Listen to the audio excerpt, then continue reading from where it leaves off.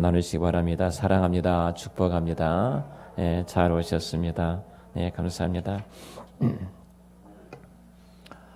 사랑이라는 사랑장을 통해서 사도 바울이 고린도 교회를 향한 하나님 우리의 아버지의 마음을 담아주셨던 것처럼 동일하게 바울을 통해서 또 이 우리 한사랑교회 그 마음을 담아주고 계십니다. 우리가 사랑은 11가지를 쭉 말씀을 나누고 오늘 12번째로 사랑은 모든 것을 참으며 입니다. 사실 이 7절에 있는 4개가 어찌 보면은 지금까지 사랑에 대한 11가지 전체를 정리해 가는 그런 내용이기도 합니다. 여러분들이 이 말씀을 볼 때 특별하게 좀 의아해야 할 수밖에 없는 단어가 등장합니다. 2번이나 반복해서 등장한데 4절에 보면은 사랑은 첫 번째 시작하면서 이렇게 말씀하죠. 사랑은 오래 참고 이렇게 출발합니다. 근데 7절에 보면 동일하게 사랑은 모든 것을 참으며 이렇게 등장을 합니다.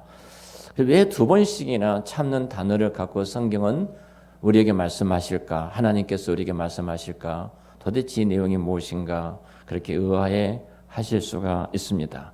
그런데 원문에 보면은 4절과 7절의 이 참으면 단어가 다르게 기록이 되었습니다. 우리 번역에는 똑같이 번역을 해놨습니다만 우리가 4절에서는 마크로수메오라는 단어라고 말씀을 드렸는데요.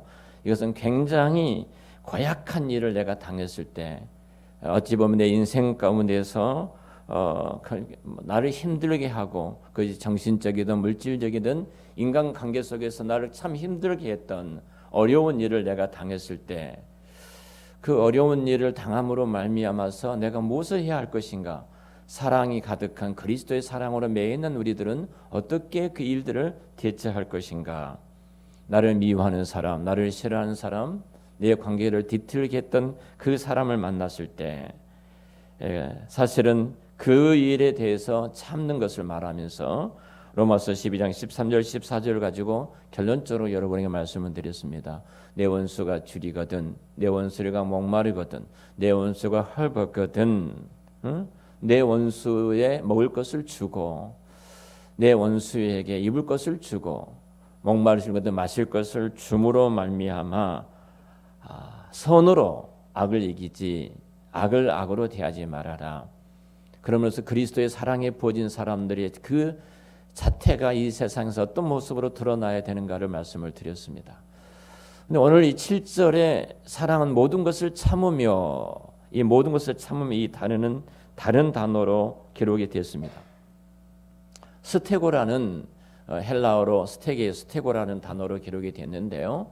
이 단어의 새 번역에서는 이렇게 번역이 되었어요. 새 번역에서는 덮는다. 사랑은 모든 것을 덮는다. 이렇게 번역이 되었어요. 이 번역이 오히려 훨씬 더 새 번역이 이 원문에 가까운 번역이 아닌가 그런 생각이 들어집니다. 그러니까 이 스테고라는 것은 여러 뜻이 있는데 지붕을 만들다, 지붕 혹은 무엇인가에 대해서 비밀을 지킨다, 비밀을 하다, 오래 참다, 무엇인가를 하지 않다, 등등으로 신약 성경에는 이 단어가 스테고란 단어가 번역이 되어졌습니다. 이런 측면을 본다면 분명히 4절에서 참는 것하고 7절에서 참는 것은 차이가 있겠죠. 지금까지 등장했던 11가지, 10가지 내용이 대부분 부정적인 겁니다. 우리가 잘 아는 것처럼 다 사랑의 특성에 입에되는 내용들이 등장을 하잖아요. 투기하는 것, 또 자랑하는 것, 교만한 것, 무례행하는 것, 자기 유익을 구하는 것, 성내는 것, 악한 것을 생각하는 것, 불의를 기뻐하는 것, 이 모든 것이 사랑에 입에되는 거예요.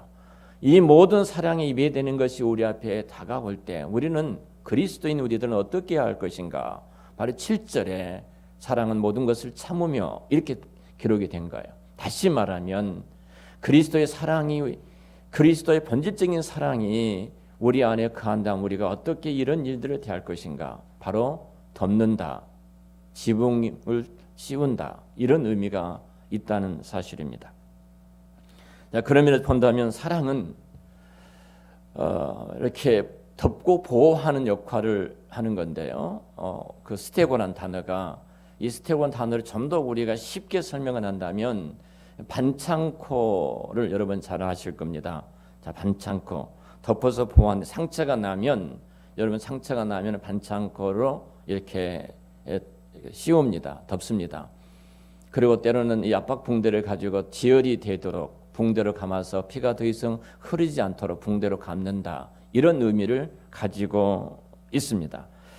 그러니까 상처 난 것을 싸매고 동에 매는 것, 그리고 반창고를 붙인다든지 때로는 우리가 이런 부분에서 붕대를 감아서 더 이상 상처가 덧나거나 아프지 않도록 하는 행위.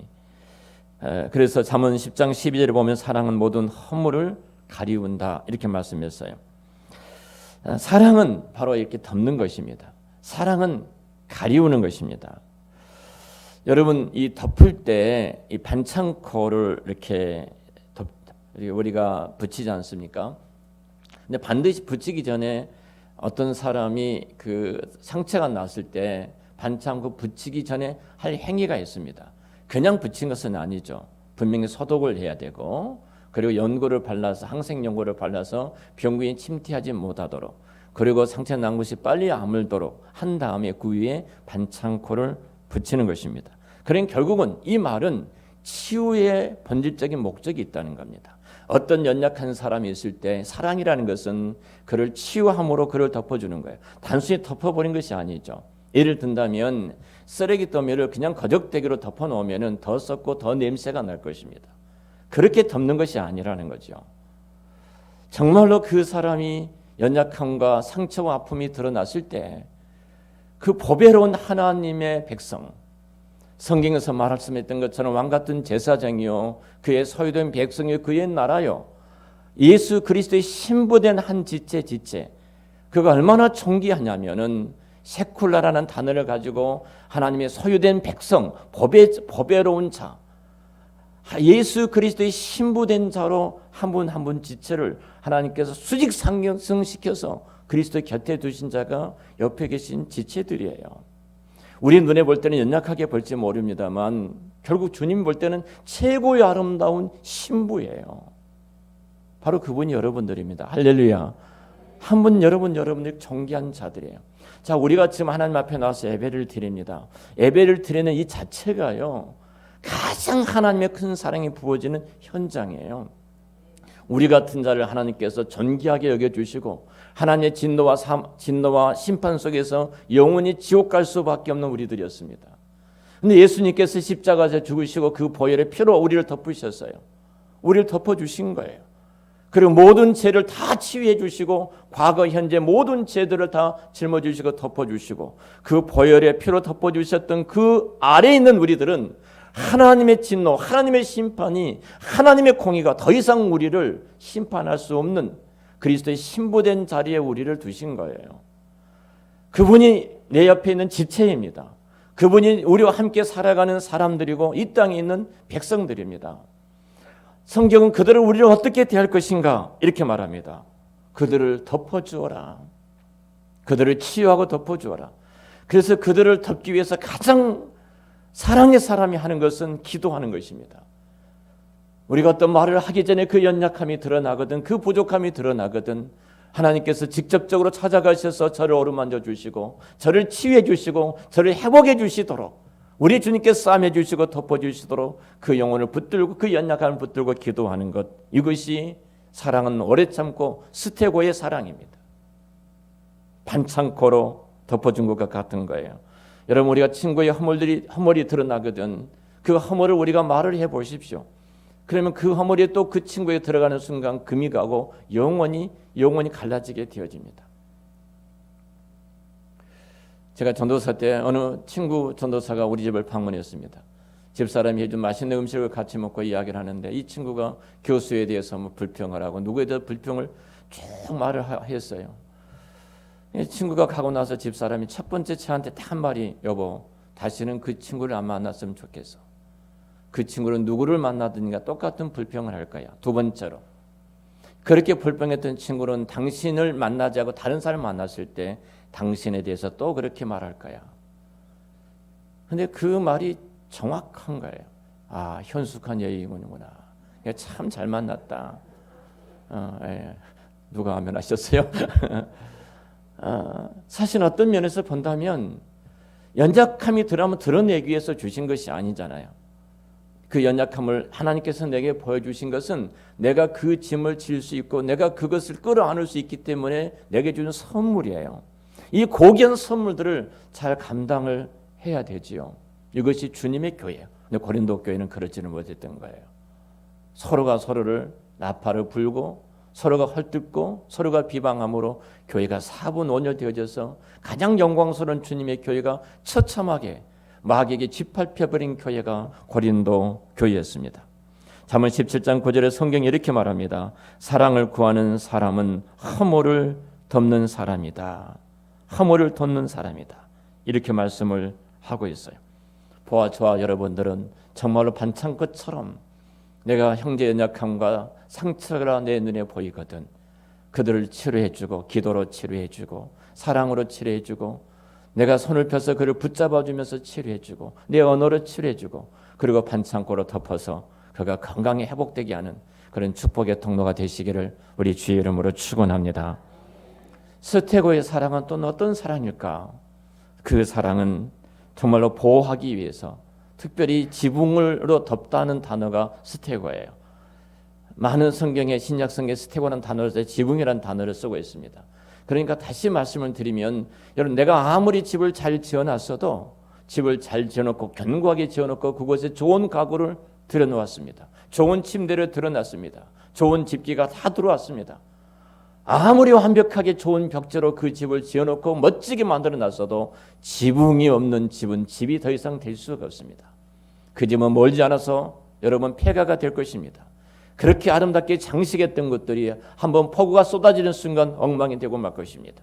바람으로부터서 그리고 여러분 수많은 추위로부터서 그 집은 망가지고 말 것입니다. 스테고의 사랑은 어떤 사랑인가? 내가 그의 지붕이 되어주는 사랑이에요. 내가 그의 지붕이 이게 스테고의 사랑입니다.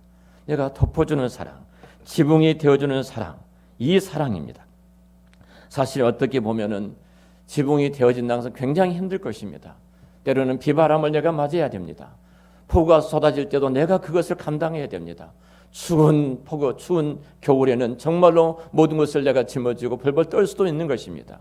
그러나 내가 그 지붕이 되어줌으로 한 사람이 건강해지고 한 사람이 원장이 세워진다면 바로 그것이 그리스도의 사랑이 아니겠습니까? 우리 예수님께서 십자가에서 죽으신 그 사랑의 열매가 우리가 예배하는 이 자리예요. 그 사랑이 우리의 모든 허물을 덮어주셨기 때문에 그 신령과 진리로 하나님 앞에 나와서 경건한 마음으로 온전한 하나님 백성이 되어서 하나님의 거룩한 신부로서 주 앞에 나와서 예배를 드릴 수 있는 것이지, 우리 주님께서 그 십자가 보혈로 지붕이 되어 우리를 덮어주시지 않았다면 우리는 하나님의 진노 속에서 죽을 수밖에 없는, 영원히 지옥 갈 수밖에 없는 그런 자들이 될 것입니다. 지붕은 힘이 듭니다. 비바람도 맞아야 됩니다. 폭우가 쏟아질 때 그것도 다 막아내야 됩니다. 그러나 그 집안에 있는 모든 사람들이 그 지붕 때문에 행복할 수가 있는 것입니다.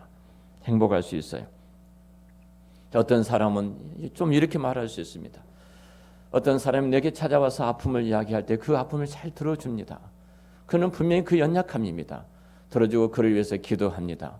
그리고 그를 위해서 나의 필요를 손을 펴서 그를 채워주는 것입니다. 받아주고 포용해 주니까 그가 따뜻함으로 찾아오게 되죠. 그러나 만약에 내가 그것을 거절했다면 그분은 더 이상 내게 찾아오지 않을 것입니다. 마음을 닫을 것입니다. 여러분, 살다 보면은 어떤 사람은 꼬리를 잡아서 시비를 거는 사람들이 주변에 있는 것을 보게 되어집니다. 그 사람과 대화를 하려고 하면은 보통 긴장해서는 안 돼요. 내 말꼬리 잡아서 또 뭘 하니까 초긴장할 수밖에 없습니다. 정말로 힘든 사람이죠. 포용력이 없는 사람이죠. 내가 그러나 그 연약한 사람의 지붕이 되어준다면 그 집안에서 어떤 행동을 하든 나는 다 그리스도의 사랑으로 그를 끌어안을 수가 있는 것입니다. 바로 스테고의 사랑은 그렇게 하는 것입니다. 지붕과 같은 그 역할을 하는 거예요. 창세기 9장에 보면은 우리가 잘 아는 한 사건이 등장하지요. 노아의 홍수 사건 이후에 온 땅이 물로 심판한 이후에, 그리고 물이 거치고 나서 노아가 농사를 짓습니다. 포도밭이 참 잘 뛰었습니다. 그래서 포도를 가지고 이렇게 포도주를 만들었어요. 이 노아 할아버지께서 좀 적당히 드시지 얼마나 많이 드셨는지 인사불성이 되도록 사지를 분간하지 못할 정도로 이 할아버지께서 술을 많이 드신 거예요. 그리고 당신이 발가벗은지도 모른 채 이렇게 누워서 집안에 누워서 계셨던 겁니다. 그때 그의 둘째 아들 함이 문을 열고 들어가 보니까 아버지가 발가벗은 몸으로 있는 거예요.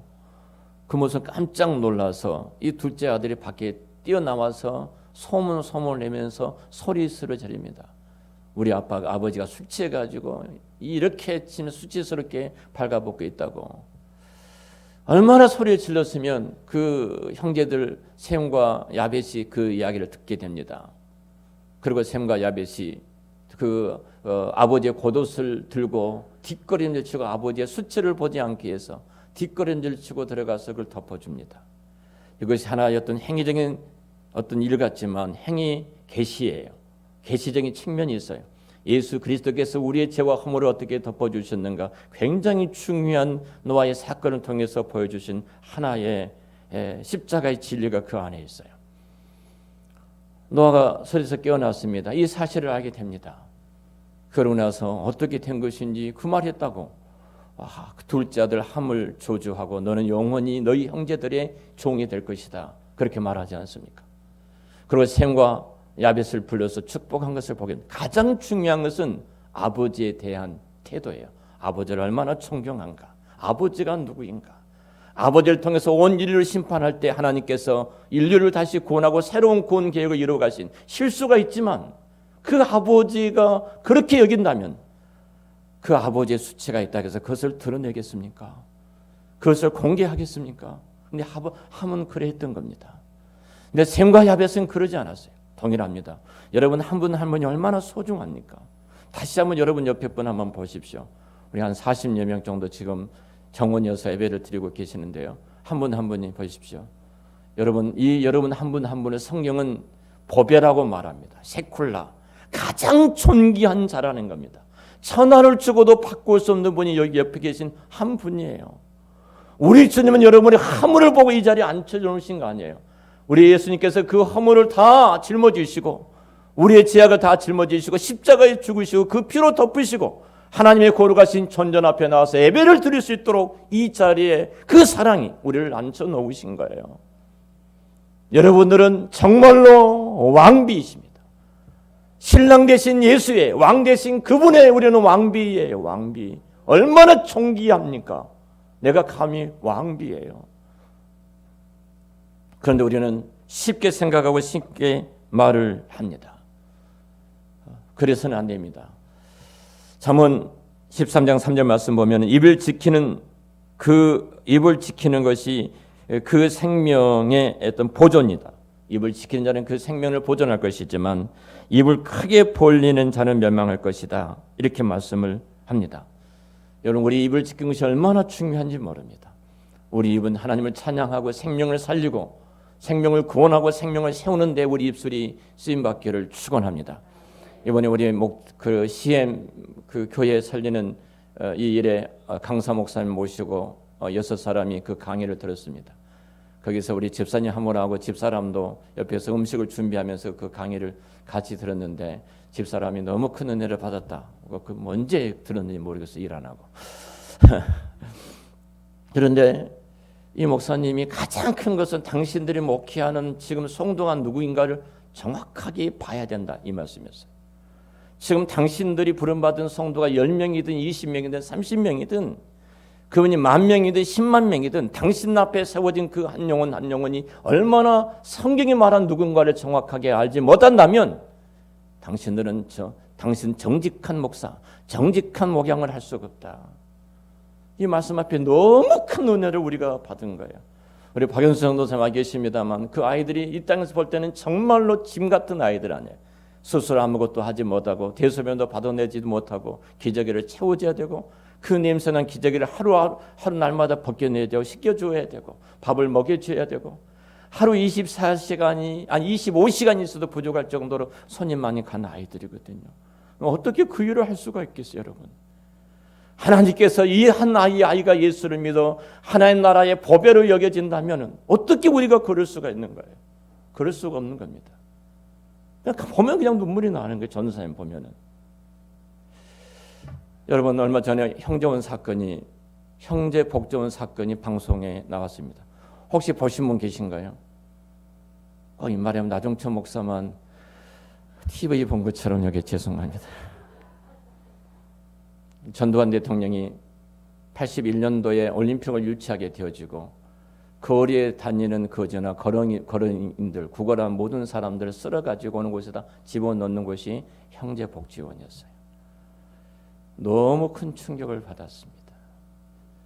그곳은 감옥입니다. 아이슈비츠 같은 감옥이었습니다.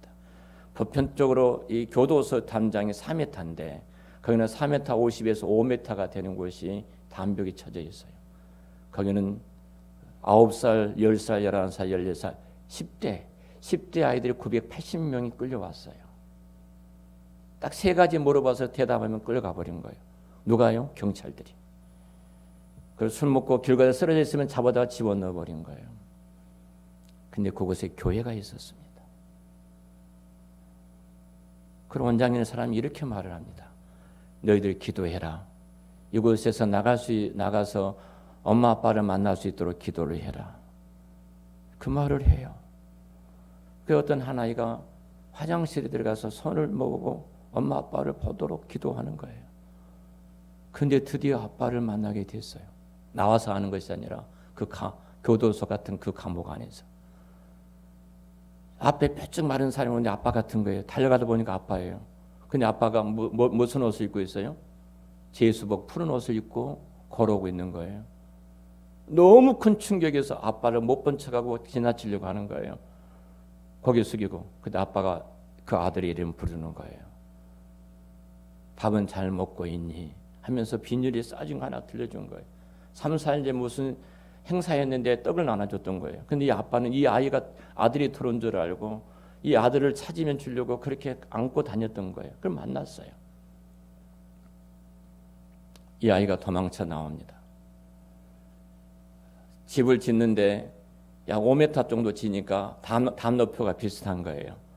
그래 이 11살 먹은 이 아이가 이 담을 뛰어넘으면 내가 도망칠 수 있겠다 라고 뛰어서 담 밖으로 나와요. 죽으라고 도망을 가다가 철조망이 있는데 그 철조망을 또 기어 올라가서 손에 피가 다 넘어갑니다. 그런데 뒤에서 찰칵 소리가 나는 거예요. 군인이 뒤에서 총을 겨누고 있는 거예요. 살려달라고. 근데 그걸 군부대에 있어요. 철조망이 아니라. 그 군인이 이 아이를 찝자 싣고 밖에 내려놓으면서 이렇게 맛있는 걸 사주고 집에 돌아가라고 한 거예요. 신문 보급소에 들어갔어요. 보급소에 들어가서 보급소에서 자면서 신문 배달하는데 어떤 사람이 또 신고한 거예요. 이상 허름한 옷을 입고 추한 옷을 입고 불황 같은 아이가 있다고 신고하니까 경찰이 또 잡은 거예요. 또 집어넣어 버린 거예요. 그 지옥에. 인간 이하의 고통이에요. 얼마나 많이 맞고 얼마나 많은 사람이 죽든지. 그런데 교회가 거기에 있었어요. 생각해 보세요. 거기 목사님도 있었어요. 생각해 보세요. 이 한 아이를 위해서 예수를 믿는 이 아이가 하나님께서 사랑하셔서 당신의 독생자 예수 그리스도가 이 아이를 위해서 죽었던 아이라면, 이 아이가 천하를 죽어도 바꿀 수 없는 생명을 가진 아이라면, 하나님께서 친히 아이를 구속하기 위해서 예수님이 십자가에 죽으시고 보배롭게 만들어 예수님의 신부로 세워진 한 생명이고 이 생명을 가진 아이라고 생각한다면 그럴 수가 있어요.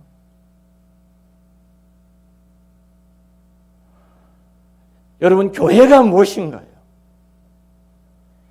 사람은 모든 허물을 덮는 거예요. 무엇으로요? 그리스도의 십자가의 그 사랑이 덮게 만든 거예요. 이런 생각을 가졌던 거예요. 인간은 이렇게 집어넣어놓고 몽둥이를 치고 이렇게 하면 사람 바뀔 수 없다. 이 아이가 어떤 검사가 그걸 알게 되고 추적을 해서 형제복전 사건을 터뜨리게 되어지고 세상에 나와서 자유몸이 됐어요. 몇 년 동안 다시 아버지를 찾았는데 이미 그 아버지는 돌아가신 거예요. 그분이 나와서 눈물을 흘면서 이야기를 하더라고요. 저는 다 놔두고 그 아픔 놔두고 그것이 그 한 생명을 어떻게 여기냐는 거예요. 한 영혼을 한국 교회가 아니 지금 우리 곁에 있는 한 생명 하나님께서 내게 맡겨주셨던 한 영혼들을 어떻게 여기고 있는가? 사도 바울은 그래서 이렇게 이야기합니다. 고린도전서 그가 고백하기를 9장 19절부터 23절에 말하기를 나는 모든 사람들을 구원하기 위해서 그가 했던 것이 딱 한 단어를 씁니다. 나는 모든 사람들의 종이 되었다. 예수님은 나를 위해서 십자가에서 죽으셨지만 나는 죽을 수 없지만 한 생명이 구원받고 한 생명이 죽게 돌아가고 한 생명이 하나님의 사람으로 세워진 일이라면 나는 그 일을 위해서 모든 사람들의 종이 되었다. 만약 우리 한국교회가 아니 우리 한사람교회가 한 영혼을 구원하기 위해서 우리가 종이 된다면 나종천 목사가 한 생명을 구원하기 위해서 정말로 그 사람의 종이 된다면 아니 우리 한 분 한 분이 그렇게 한 영혼을 위해서 종이 된다면 우리 한국교회를 통해서 아니 우리 한사람교회를 통해서 다시 한번 하나님은 성령의 바람을 이 땅에 불게 될 줄로 믿습니다. 바울은 나는 종이 되었다. 유대인은 유대인처럼 이방인은 이방인처럼 그리고 약한 사람 약한 사람처럼 병든 사람은 병든 사람들처럼 나는 그들의 종이 되었다. 그 이유는 하나다. 그가 주께로 돌아와 하나님의 사람으로 세워지는 것 이 일을 위해서 나는 종이 되었다. 여러분이 직장에서 여러분이 가정에서 정말로 내가 아내의 종이 되고 아내가 남편의 종이 되고 자녀들이 부모의 종이 되고 부모가 자녀들의 종이 되고 그리스도의 정신을 갖고 그리스도의 십자가의 사랑으로 우리가 그 사랑에 섰다면 저녁에 잠을 잘 때 불을 누가 꺼야 돼? 부부가 싸울 수가 있겠습니까? 아내가 말합니다. 어제는 내가 껐잖아. 오늘은 당신이 꺼야지. 남편이 말합니다. 당신이 불 옆에 가까이 있잖아.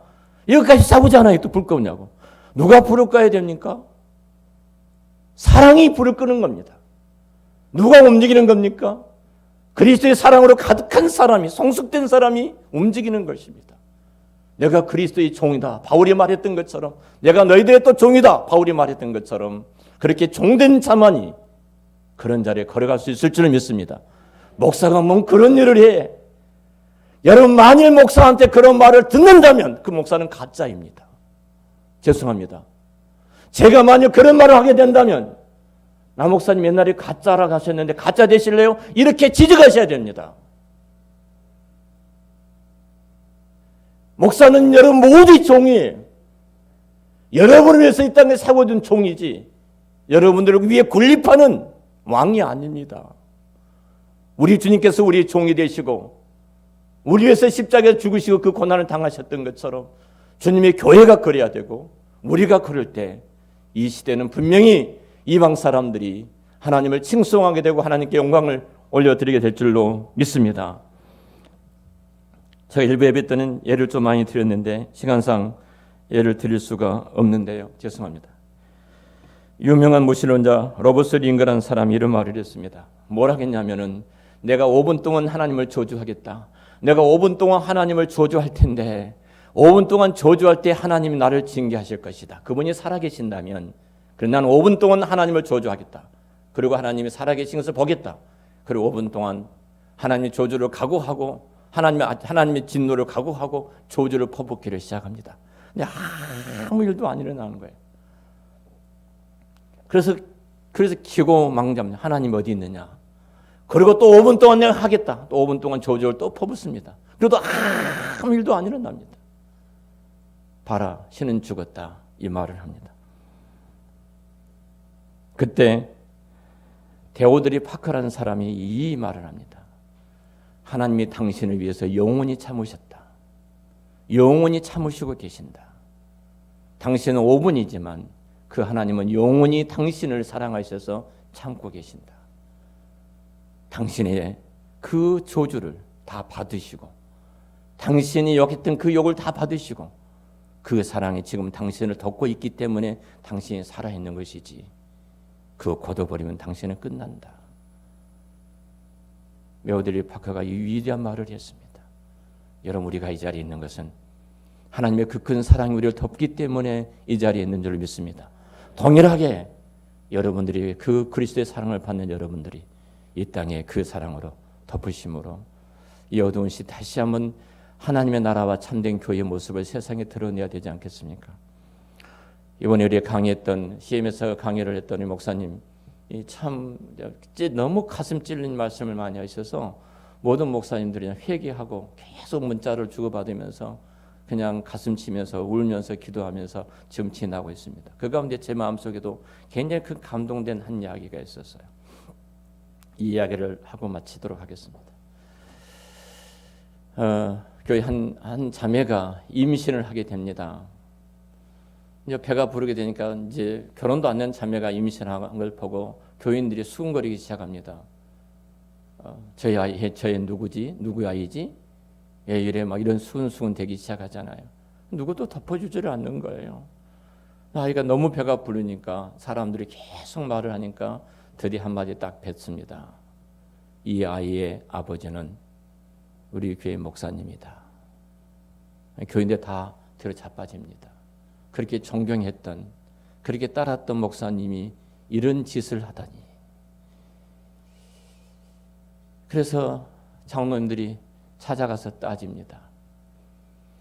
그러니까 아무 말씀도 목사님 안 하십니다. 아무 변명도 안 하십니다. 그 조용히 교회에다 사표를 내놓고 교회를 떠나셨습니다. 그리고 이 아이가 태어났습니다. 얼마 후에 어떻게 된 것인지 이 아이의 친아빠가 찾아오게 된 거예요. 그리고 교회가 그것을 알게 된 겁니다.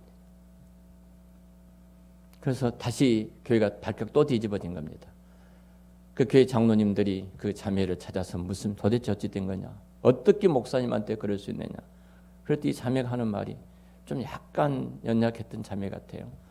내가 이 아이를 낳아서 나 혼자는 도저히 키울 수가 없는데 우리 교회 목사님이라면 이 아이를 잘 키워줄 것 같아서 아빠가 없으니까 목사님도 잘 키워줄 것 같아 내가 목사님이라고 말을 했습니다. 죽을 죄를 졌습니다.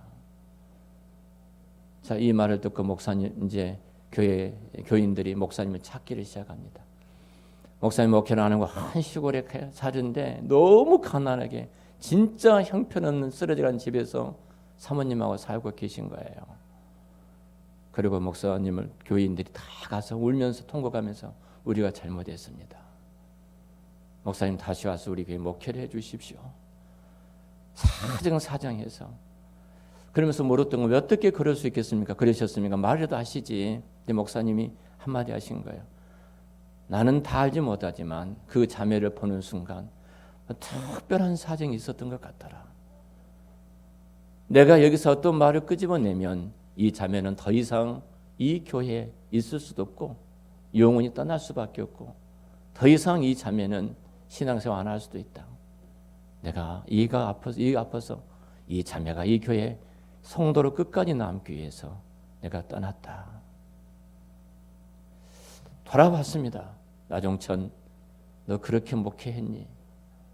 너 그렇게 목회하고 있니? 정말로 눈물이 나더라고요. 정말로 눈물이 나. 우리가 어떤 사람의 연약함을 보면 쉽게 말을 합니다. 첼로 우리가 지금 유튜브에 등장했던 수많은 거짓된 유튜브의 뉴스들을 우리는 내 입에 맞닥여서 그래서 퍼날리는 우리의 연약함을 보잖아요.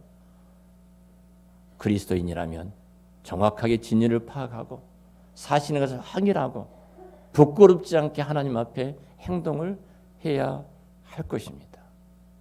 사랑은 덮는 것입니다. 주님 우리를 덮어주신 것처럼. 기도하겠습니다.